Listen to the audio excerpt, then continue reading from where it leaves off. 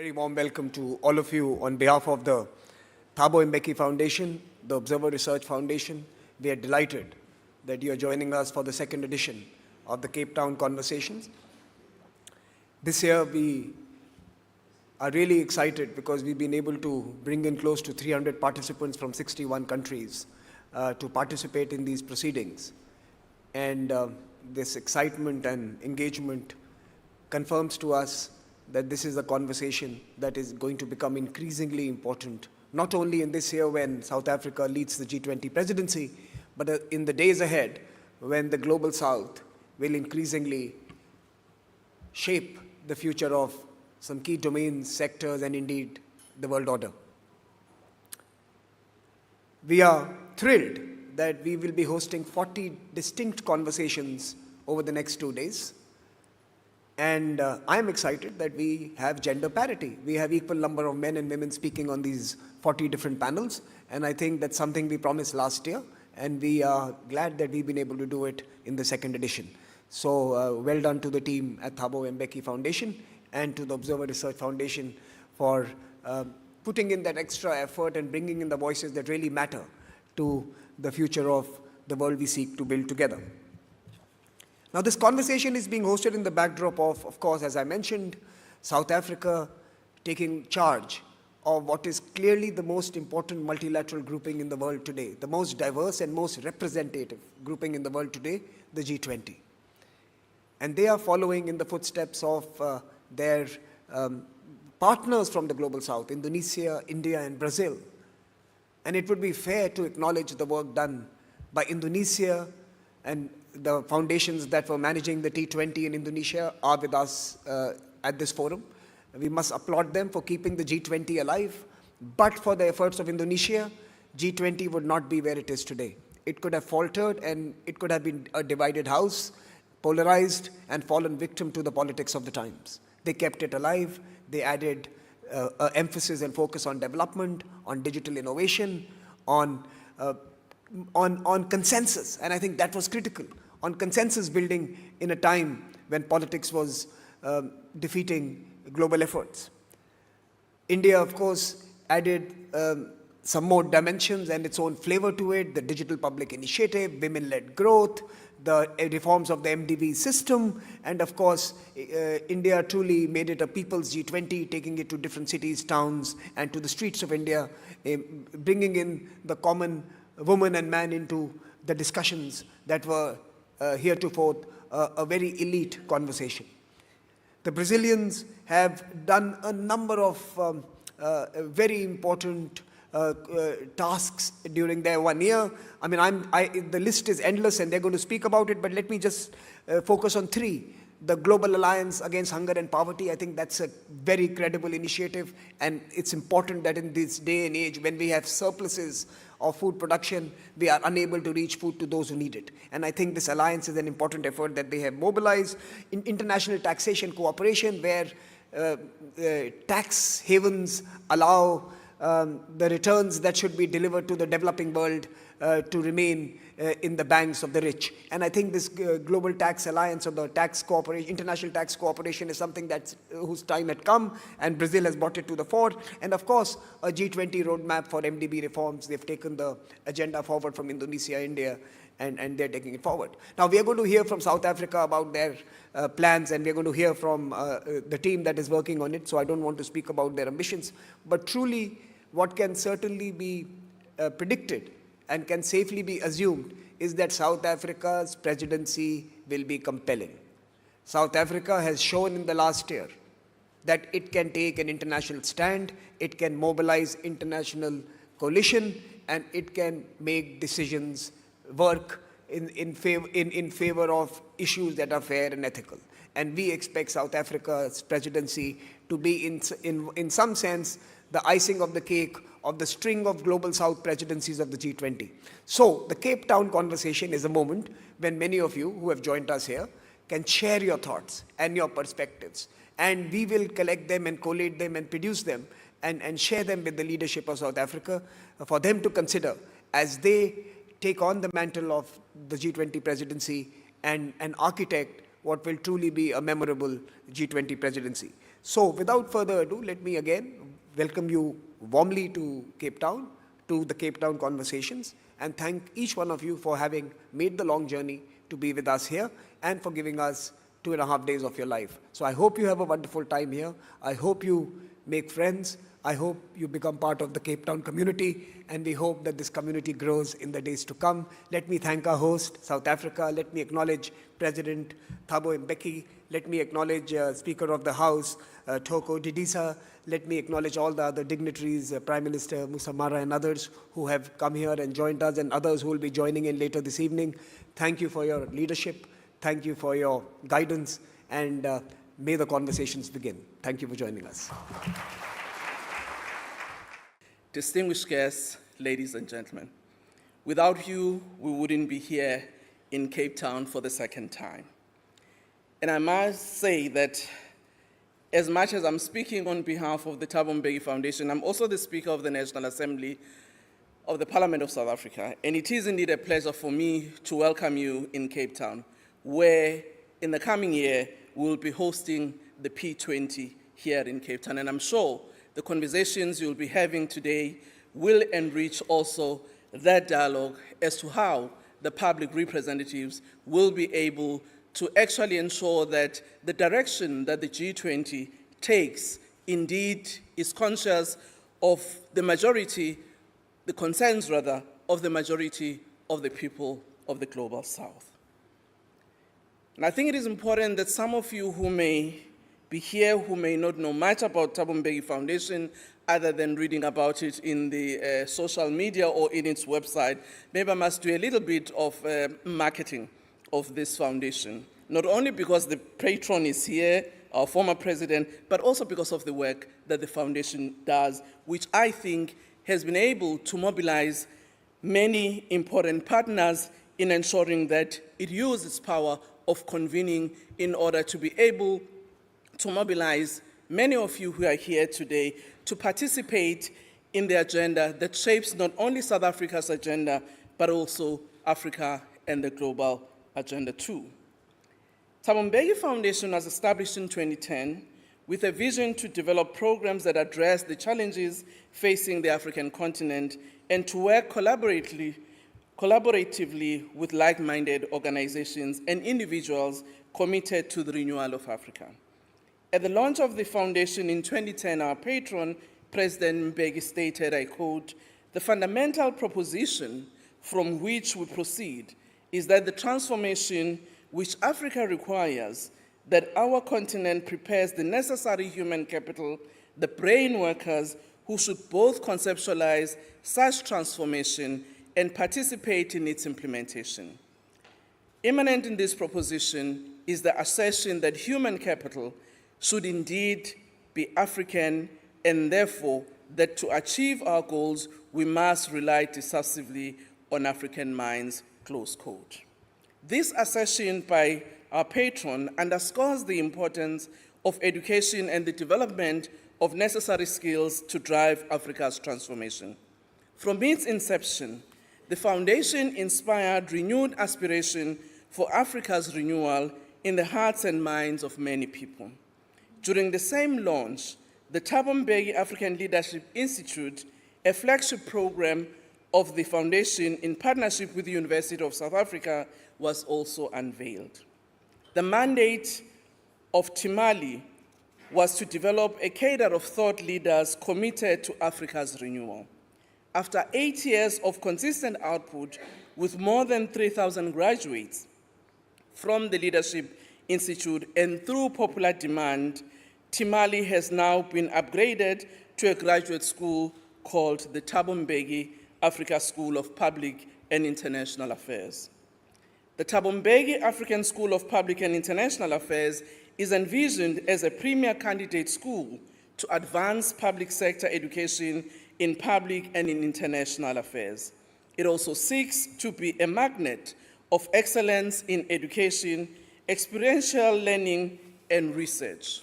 At the launch of the TM school in September 2010, our patron said, "The purpose of education was to learn to question everything, and that our aim in teaching should be to produce men and women who are both critical and creative, close quote. In this respect, he emphasized our students should be encouraged to be thinkers and doers rather than accumulators of facts and receivers of knowledge. This must be so if they are to be instruments of change, working towards the realization of a just and consequently a stable society. The TM School bouquet of learning offerings, primarily the master's and doctoral qualifications, have been developed with the political, economic, social, and cultural renewal of Africa in mind. They are aimed at training public servants, academics, diplomats, leaders in business, civil society, NGOs, and communities, and lifelong learners to adopt the transdisciplinary approach to solving complex problems in Africa and beyond. In doing so, they contribute to creating a culture of excellence in public service and international affairs arena. I do hope that among these constituencies, the public representatives, who are the ones that shape our laws and hold our governments to account, will also be part of this collective. For too long, the history of our continent has been told through the lens of colonialism and apartheid, erasing the contributions and struggles of our people. The Thabo Mbeki Presidential Center seeks to rectify this by showcasing the diversity, resilience, and creativity of our people. The Presidential Library, scheduled to be opened in 2027, and I'm sure most of you will contribute, if you have not contributed already, to make sure that that library indeed comes into reality, will use the archives of historical and contemporary leaders to provide a forum for Africans to better understand and treasure the past, enrich the present, and meet the challenges of the future. It is my hope that the programming and exhibition of the center will inspire future generations to embrace our shared history and work towards a brighter future for all. This history, as much as may be African history, but is a history that connects the Africa's people with the world. It is a history that would also showcase the trade routes that Africa from long before had held with the world, particularly the East. That is why in countries such as in India, you will still find some of the people who look like me with short hair, some of whom still speak their indigenous languages, that India is still trying to decode what it says. We believe that Africa stands as a pivotal juncture in history. With our rich resources, youthful populations, and most of whom who are here, and increasing influence on the global stage, we have the tools necessary to shape our destiny. However, this requires a concerted effort to harness our strengths, address our weaknesses, and work collaboratively towards common goals. Central to this vision is the principle of South-South cooperation. The challenges faced by countries in the global South are often similar, be it in economic development, technological advancement, or social inclusion. By fostering ties among ourselves, we can share experiences, pool resources, and develop homegrown solutions that are tailored to our unique context. South-South cooperation is not merely an alternative to traditional North-South dynamics. It is a complement that enriches the global discourse. It allows us to present new perspectives, challenge existing paradigms, and contribute to a more balanced, inclusive international system. We can actually reflect on this when we trace what has been the thematic issues that have been dealt with by the G20, starting from Indonesia, India, and Brazil. In an increasingly interconnected and multipolar world, multilateralism remains a vital mechanism for addressing global challenges. The Thabo Mbeki Foundation firmly believes that through multilateral engagements, we can amplify the voices of the global South ensuring that our interests and concerns are adequately represented on the world stage. The Cape Town conversation, which we are in here again for the second time, exemplifies this commitment by bringing together diverse stakeholders from senior government officials to thought leaders and innovators. We aim to facilitate dialogues that transcend borders and disciplines. It is through such inclusive discussions that we can develop actionable strategies to reform global governance structures, making them more reflective of the 21st century realities. As we look ahead, the importance of advancing the Global South agenda cannot be overstated. The year 2024 has represented us with numerous challenges, from geopolitical conflicts affecting supply chains of the pressing need for sustainable development amidst climate change. Yet amidst these difficulties, the Global South continues to be a beacon of hope, a region of steady economic growth, innovation, and resilient communities. I'm happy that as these conversations are continuing here in Cape Town, the United Nations Development Programme, UNDP, is also having the dialogue in Johannesburg, where it is reflecting amongst their constituencies who represent about 200 participants coming from UNDP country representatives. And I'm happy that the head of South Africa UNDP country office is amongst us here today. It's also reflecting on how the UNDP can work with countries, their governments, their civil society, to be able to contribute in shaping the development agenda of those countries. They're looking at their future and how they must act. With South Africa set to assume the G20 Presidency in 2025, we have a unique opportunity to influence global policies in favor of solidarity, equality, and sustainability. The Thabo Mbeki Foundation is committed to leveraging this moment to future the goals of African Renaissance and to ensure that the aspirations of the Global South are not only heard but acted upon.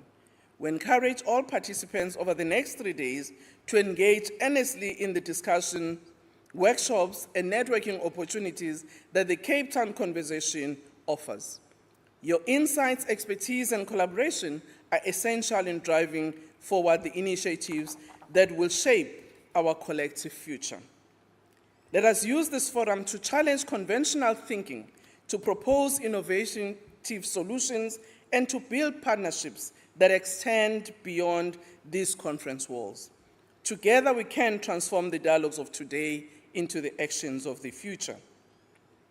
In closing, we would like to reiterate the Thabo Mbeki Foundation's dedication to making the Cape Town Conversations an enduring annual event and a cornerstone that continuously advances the Global South agenda through the spirit of multilateralism.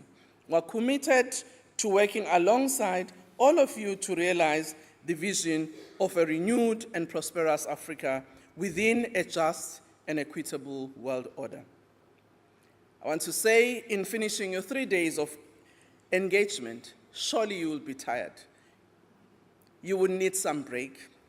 You will need to see the seaside and see some mountains of Cape Town. So you can extend your booking for another day in a hotel and just take a ride to see the Hermanas. Sorry you didn't come in September. You've missed the whales. But you'll still see some sea creatures that will be of interest to you. If not, you can dip in the waters of the Indian Ocean and enjoy being at home, away from home. Thank you for being here, and we look forward to the fruitful exchanges that await us. I am very happy to be here today to join you for this second edition of Cape Town Conversation. I was not able to come last year because of other engagements, but I think last year the BRICS was there and there were some other meetings in Pretoria and Johannesburg. So I came to South Africa in August last year, just before the BRICS meeting, and I have been here for 1 year. And I see the relevance of the Cape Town conversation, which brings together the think tanks of the world and to Africa, to South Africa, and just on the eve of of South Africa taking over the presidency of G20. I recall that when we took over the presidency of G20 in 2022 December, our Prime Minister Narendra Modi wrote that we must take the views of the Global South when we have our presidency. And in that context, we held two actually in 2023, Voice of Global South summits. It was virtual, in which there was participation from the Global South countries. In the first summit, there were 125 participants, including from many countries at all, including South Africa. And we saw, and from those conversations that Prime Minister had in those virtual summits, we were able to glean what the Global South required. And just after the summit, we had another conversation, the second Voice of Global South Summit in 2023 in October, in which again we took the views. And this year also, in September, we had another edition of Voice of Global South Summit. So the idea was to take the view of the Global South and make it part of the global conversation, as centerpiece of the global conversation. And that is what is happening now, and I hope that this Cape Town conversation will work on it. So from our presidency, we got, of course, apart from the Voice of Global South Summit, we had African Union becoming a member of G20, and seeing that Indonesia, India, and Brazil, and now South Africa, 4 countries in a row have, from the Global South, have taken the presidency of G20, and that means that the agenda of Global South will remain the central agenda during the presidency of G20 of South Africa, and this also we have been assured from the government of South Africa. So that's a good development.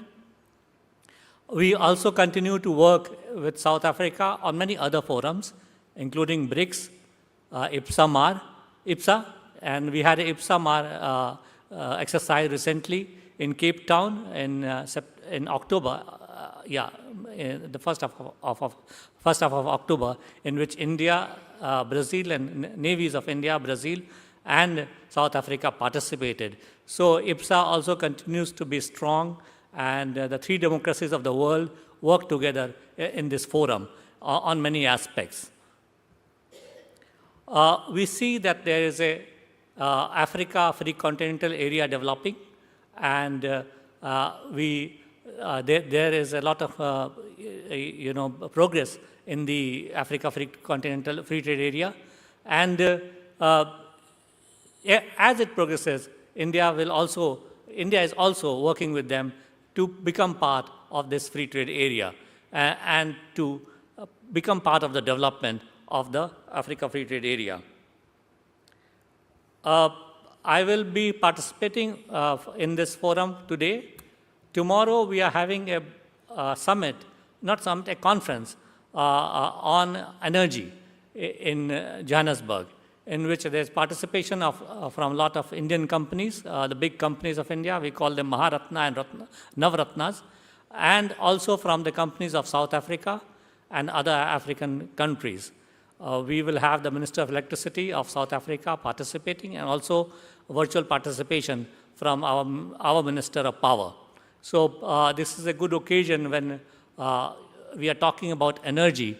We will have a conversation on energy, which is critical for development of the Global South. I think Africa will be a pivot on which the new energy transition will happen, because Africa has the capability and capacity to support that, especially in the field of critical minerals. And most of the critical minerals which are going to be part of the energy transition is available in Africa. So also the new energy, such as green hydrogen, will be coming from Africa, apart from other countries like India. But therefore, this will be a good conversation that we'll be having in Johannesburg. But for today, I would like to thank, of course, Observer Research Foundation, Thabo Mbeki Foundation, and others who are participating and have brought together the think tanks of the world.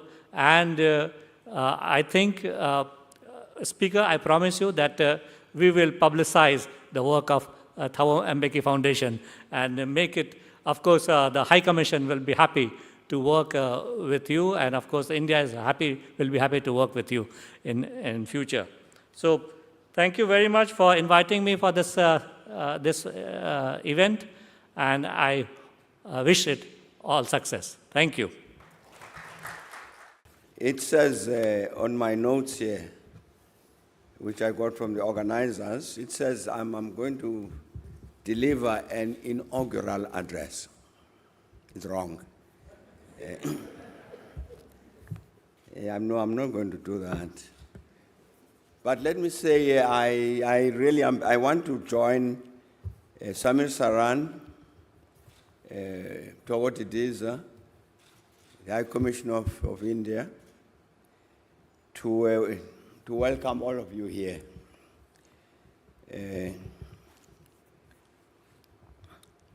Let me tell you something about this hotel. You know, I was in exile for 28 years, from 1962, and came back 1990. So, to begin the negotiations with the apartheid regime. So we flew out of Lusaka, Zambia, to Cape Town, this airport here. And you know, as we came, I'm saying this is after 28 years of absence. So as we flew from Lusaka to Cape Town, it was an ordinary flight. Except when we flew over South Africa, the pilots were South African, but they flew a Zambia Airways plane. So they were telling us, now we're flying over Johannesburg, we're flying over Kimberley, we're flying over wherever. Beyond that, it felt very, very ordinary. Like a flight, I suppose, between Mumbai or Delhi and so on. And what struck me was why it had taken so long to take an ordinary flight after so many people had died, but the thing seemed so easy to come home to talk to the enemy. So we landed at Cape Town, and we, of course, naturally, our hosts were the apartheid regime. And so they drove us straight to this hotel. So my first home after coming back home after 28 was this hotel, the Lord Charles. And we're meeting here, the Lord Charles, in order to bring an end to 350 years of colonial rule. As I said, a simple flight from Lusaka to Cape Town, and a simple drive from Cape Town airport to here, but to do a major, major job. To sit down with the apartheid regime to say, how do we end apartheid and how do we end colonial rule? I'm mentioning that because we are meeting here today and tomorrow, in my view, to do a very, very important thing. To say to ourselves, what are the challenges of the Global South? What are the aspirations of the Global South? And how are those aspirations to be achieved? I think the point that was made by Samir Saran is important, and Thoko, that South Africa takes over the presidency of the G20, and it must raise, as president of the G20, like Brazil, like India, like Indonesia, must raise this question. What are the challenges of the Global South? What are the aspirations of the Global South? And how are those aspirations to be addressed? Bearing in mind in particular that we are operating, that Global South is operating within the context of this global world, which has got these other people within this global world who do not necessarily share the interests and aspirations of the Global South. I happen to chair the board of the South Center, based, as you know, everybody knows here would know, based in Geneva. Its only task is to serve as a think tank of the developing countries.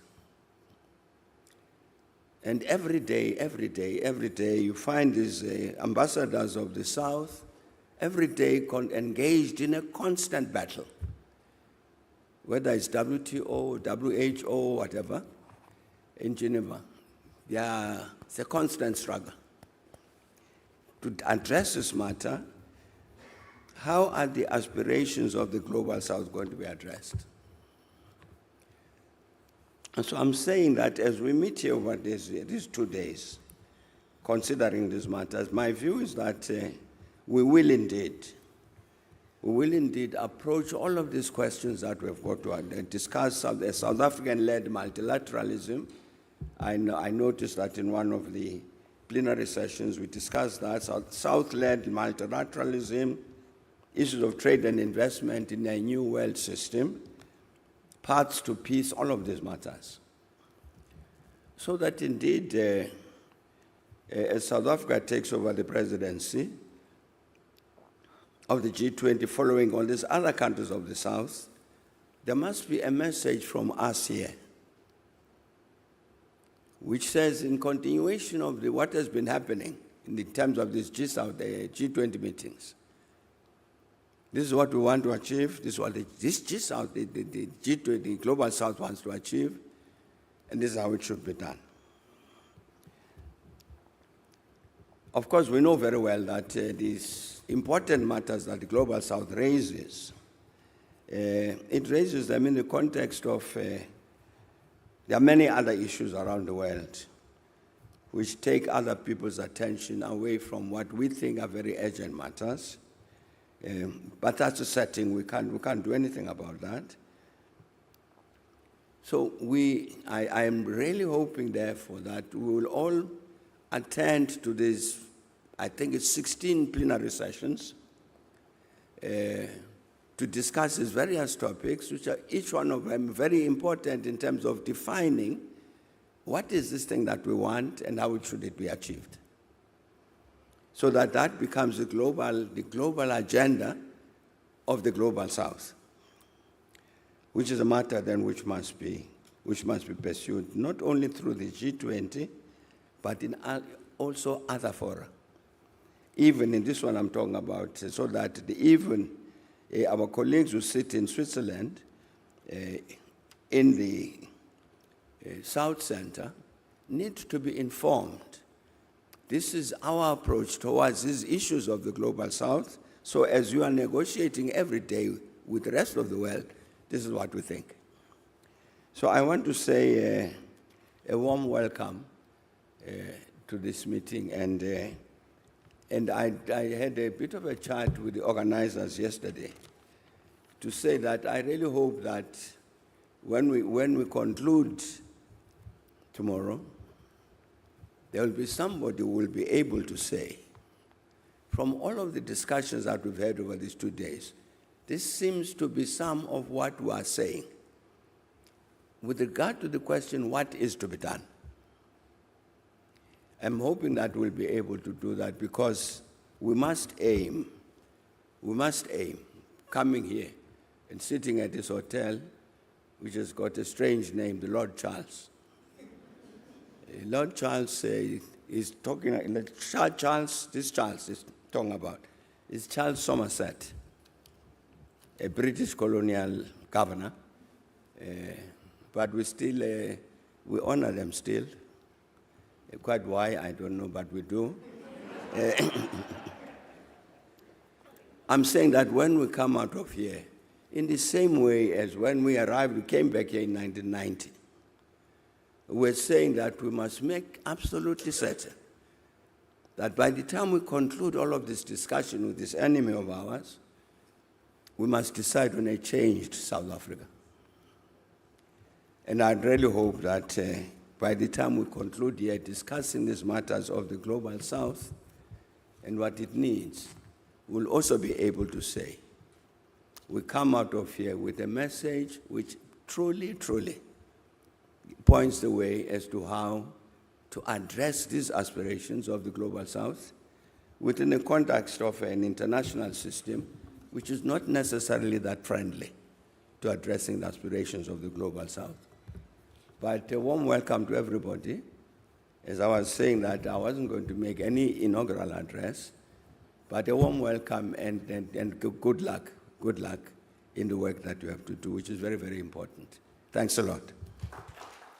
President Thabo Mbeki, President of the Foundation of the same name, Thoko Didiza, Speaker of the National Assembly and Trustee of the Mbeki Foundation, who started as our partners to put these conversations into place and have today become friends and colleagues. The Cape Town conversations would not have been possible without you. And we are all here, there's energy in this room, people gathered from the continents all over, you can feel the energy, are basically here because they look ahead to a future in a world which is not as troubled as what it seems to be today. We live in extremely uncertain times. And these are times when information itself is a weapon. It's like a guided missile targeted at the very foundations of trust and belief between nations to reduce any understanding or comprehension of the world we live in to immediate rubble and dust. This is the kind of world we're living in. Now, where we come from, where the Cape Town conversations are taking place, we exist in a situation where the amount of information we have on a subject has become inversely proportional, exactly inversely proportional to our understanding of the situation. So how do we get clarity to many of these issues? And the inaugural addresses which we heard, so many excellent addresses, were all about getting to this understanding, getting the people in this room gathered from all over, our experts, our young minds, our mentors who are here in this room, to lead us into the way forward. So thank you, all of you, for being here. I mean, our minds are not really captive yet. They've not been captured yet. But yes, they have been rendered like refugees, without anchor, looking for some bearing, looking for some direction as to where to go. And in the same, we heard about the role of the G20 and the various multilateral fora. They show that multilateralism is not dead. Multilateralism is certainly at a crossroads, but it is not dead yet. We saw the progress of the G20. We heard about how it has moved from Indonesia, which salvaged a dying G20, which almost got torn apart over the divisions within the G20.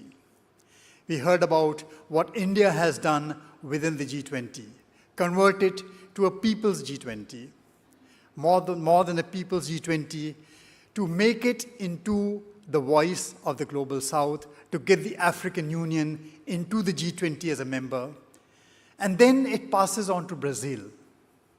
And Brazil, very clearly, in another very extremely troubled time, makes it very clear that this is not about the wars being fought in various places. The real wars are against hunger and poverty. The real wars are about shaping the powers of technology, not to use it as a weapon, but to use it as a public good for the good of the last man on the ground. That is what is the purpose of technology. So these are all initiatives which have been coming forward. And where are they coming forward from? Now, the various organizations, the various countries where these debates and discussions are taking place today are all in the global south. So this is the lead which you've taken. Consultative, consensual diplomacy has for some years been taking a back seat within established multilateral institutions. And we've seen it happen, you see. Whether it is at the International Court of Justice, whether it is at the Security Council, whether it is at COP29, which just concluded. So where does one turn if one has to look at the future for some glimmer of hope as to where we are headed? And that is where the world is turning with the country of the global south into alternative forms of plurilateral groupings. That is precisely what we are seeing. So I don't have much to say at this juncture because all these conversations are actually going to be about some of these key issues over the next few days. And just last week, as we've heard, South Africa assumed the presidency of the G20, putting itself at the helm of similar multilateral efforts at a time when global multilateralism is at the crossroads. This is not just about the global south. This is about reinventing, reforming the way countries are going to be interacting with each other once again. So in this context, it is not just the G20. You see, the initiatives launched by the Economic Commission of Africa to push digital governance, to push trade, to push investments. The resolve of India and China to come together at Kazan at the BRICS summit to say, okay, let us park our differences. Let us give diplomacy a chance. Let us look forward. We are here to fare forward, not to look back. See, we all have extremely contiguous histories. We have a common history of colonialism. Every other nation has lots of histories to complain about. But histories cannot be used to divide us. They cannot be used to rebuild an iron curtain, or for that matter, a bamboo curtain, in a new world. We've left that all behind. So faring forward is primarily what the global south is about, what these conversations are about, and what all of us here are assembled in the Cape Town conversations for. So the future is not about gazing back at what has happened. No, those cannot furnish the logic for dividing the world into them and us, canceling people, not allowing them to participate, not having conversations when they're there. It is about having conversations, getting everybody in the room. And countries in the global south today are showing that that is still possible.